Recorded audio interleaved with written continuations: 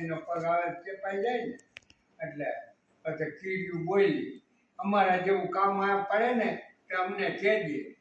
હાથીને કયો કીડીયું કહે અમને બચાવીએ ને અમે તમારા જેવું કામ અમારા જેવું પડે ને તો અમને કહેજે તો અમે કાંઈક કરશું તમારું કામ. પણ હાથીને એમ થયું કે આ કીડીયું મને કહે કે અમારા જેવું કામ પડે તો કહેજે. આ મારું શું કામ કરી દીધું એમ કીડીયુંને એમ હાથીનું મનમાં એમ થયું. હાથી પાણી પીવા વયો ગયો. રોજ આવે ને જાય અહીંયાથી નીકળે. કેળી હતી હાલી નદીએ પાણી પીવા જવાની. ત્યાં એક કાકીડી હે ને કાકીડો આમ આમ આમ આમ કરે ને માર્ગમાં રખડે ગયો. બોલો હાથી કે હે ચીબલી હે ચીબલી આગળ જા ને કે મારો પગ આવશે ચેપાઈ જાય.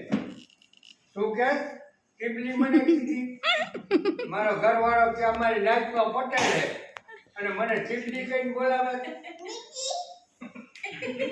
તો કે આગી મને નકર ચીબલી તો દવા ચીબલી એટલે તો કે અમારો પગ આવશે ચેપાઈ જાય. તો કે પાછો વાળી ચીબલી કઈ બોલાવે તો કે શું કહું બેન કઈ બોલાવે એટલે કાકી દીધી હે તો કે જા જા નકર પગ આવશે ચેપી નાખી. તો કે શું કીધું મારો ઘરવાળો અમારી નાયકનો પટેલ અને તું મને ચીબલી કે કાકી દીધો ભાઈજી કાકીડો હતો ને એ ઓલા જે બાવરના ઠૂઠા ઉપર આમ આમ આમ કરતો ને બેઠો બેઠો સમજ્યા અહીંયા ગઈ. કેમ આમ દોડા દોડાવી પણ શું દોડા દોડ વળી તમારે એ કે મને ઓલું આખીરું નીકળ્યું ને મને કે ચીબલી ચીબલી 2-3 વાર બોલાવી આ ગીમાને કે ચેપી નાખી. શું તમારી પટલાઈમાં ધૂળ પડી તો કે તમે અમારા આપણી નાયકના પટેલો અને મને ઓલો આખીરું ચીબલી કહીને વયો ગયો. અરે કે કેમ ન ગયો તો કે પાણી પીવા ગયો. હવે આવે તે વાત છીએ કાકીડો અહીંયા ભાગ્યો ગયો ત્યાં કાકીડી હતી ત્યાં જઈને કે આમ આમ આમ ઉભો રહ્યો હમો કાકીડો હાથી હમો કે શું તારા મનમાં સમજે કેમ મારી ઘરવાળીને ચીબલી કીધી હું નાચનો પટેલ હોઉં.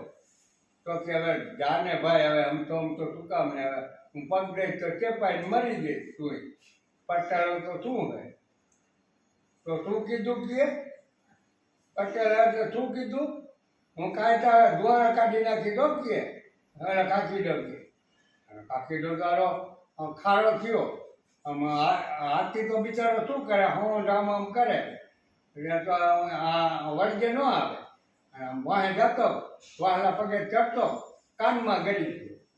કોણ કાકી કાનમાં જઈને મગજ માંડ્યો ખાવા. મગજ ખાધા રાખે લોહી કેટલું ચૂહી ગયું. હાથી તો પછી બર કાંઈ કામ આવે માલિકો કાનમાં બેઠો બેઠો મગજ ખાઈ રહ્યો અને એ ચચરા કરી રહ્યો કે મને કે આમ વળી કે હમણાં મારી નાખી ને હવે તારી ખબર પાડી દઉં એમ કરીને વયો ગયો કાનમાં. થોડાક દિવસ હાવ હાથી તો મોરો પડી ગયો ડગું ડગું હાલીને ગયો. પછી ઓલી કીડીયું 2-3 બાયણે નીકળેલી અને હાવ હાથી આમ ડગું ડગું હાલીને નીકળો અહીંયાથી. તો કે અહીંયા હું મને કીડીયું એમ કીધું હતું અમારા જેવું કાંઈ કામ પડે તો કહેજો લઈને પૂછું. તો કે કેમ હાથીભાઈ હાવ મોરા પડી ગયા. તો કે મારે માલિકો કે કાકીડો ગળી ગયો કાનમાં અને માલિકો મગજ ખાઈ હેર્યો બેઠો બેઠો નીકળતોય નથી. શું કાકીડું હા અરે કે એની નાચમાં કીડું દરમાં ગઈ 2-3 અને નાચ આખી કાઢી બાઈને હાલો હાલો જે આપણા હાથીભાઈને ઓલો આપણે બચાવ્યા હતા એ હાથીભાઈ આવ્યા હે અને માલિકો કાકીડો એના કાનમાં ગળી ગયો હોય અને માલિકો બેઠો બેઠો એનું મગજ ખાય.